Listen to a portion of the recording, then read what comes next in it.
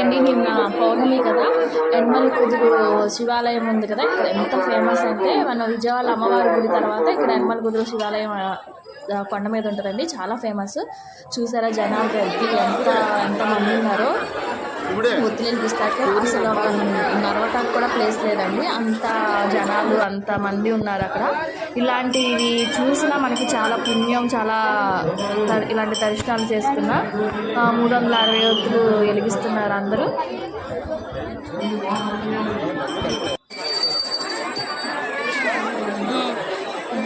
మేము కూడా అమ్మవారి దర్శనం చేసుకుని ఇంకా శివాలయం వెళ్ళి ఇక్కడ అన్ని ఈ గుడికి వస్తే చాలండి, అన్ని దేవుళ్ళు ఉంటారు. ప్రసాదాలు అయిన సరే అంత పెద్ద